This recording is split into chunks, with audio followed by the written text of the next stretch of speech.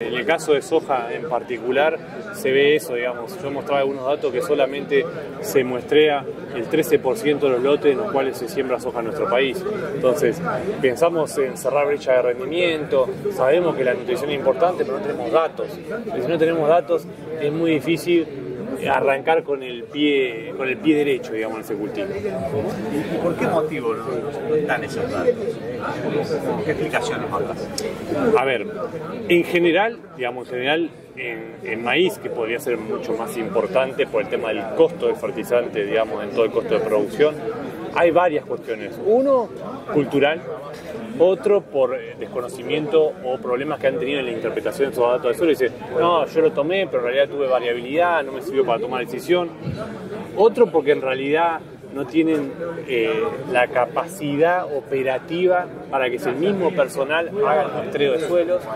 Y después, el día a día, que muchas veces entre mil cosas que hace el productor no están organizados y medio como que lo llevan puesto ese día a día y por eso no hacen diagnóstico. Ahora, eso en general en cultivo de maíz, imagínense en soja, que el productor, yo siempre digo, el productor espera ver la respuesta nutricional en soja que ve en maíz, y eso es muy difícil de observar en soja, digamos, no vamos a ver esas plantas, esa diferencia de el doble crecimiento de la planta, esa clorosis terrible como se ve, porque en realidad estamos manejando nutrientes que tienen un poco de menor orden de importancia que el nitrógeno como vemos en maíz, entonces es muy difícil de verlo, entonces dice el productor, no, como no lo ve, o es muy difícil de verlo, dicen, la nutrición no es importante. Y en realidad yo siempre digo, ustedes manejen siempre como lo vienen manejando, dejen al lado una franja con una nutrición balanceada y mídanla.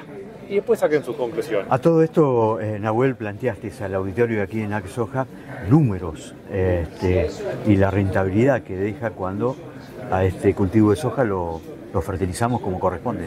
Sí, un poco algunos cálculos que hice, pero el objetivo era más llamar la atención y un poco prestar un poco de atención a todo eso. Es si uno toma ese cierre de brecha de rendimiento de cultivo de soja, más o menos en promedio son 700 kilos más que podríamos producir por hectárea, le pone números de eso a ese ingreso adicional y el costo de hacer una nutrición balanceada solamente con fósforo y azufre. Con esos razonamientos básicos podemos pensar que si cerramos la brecha de rendimiento en un tercio de los 18 millones de hectáreas en el cual sembramos soja en el país, podríamos tener un ingreso adicional de $1.000 millones más o menos. En un tercio solamente, asumiendo que todo es nutrición, ¿no? Por eso digo solamente un tercio. Yo siempre digo al productor, antes de alquilar un campo, tome una muestra de suelo para saber cuál es el punto de partida de su lote. Y en base a eso, sobre todo en gramíneas, si va a alquilar o no va a alquilar. Va a estar condicionada claramente la producción y como mostré, gran parte de los suelos de la región pampeana tienen problemas de fósforo, de zinc, de azufre, de boro. Entonces, me parece que el productor tiene que hacer ese cambio un poco de chip y decir, bueno, por más que sea soja, necesitamos datos, necesitamos hacer diagnóstico. Y si no hago diagnóstico, agarremos algunos lotes por lo menos y empecemos por algunos lotes a hacer buenos diagnósticos. Sí, hacer ensayos básicamente.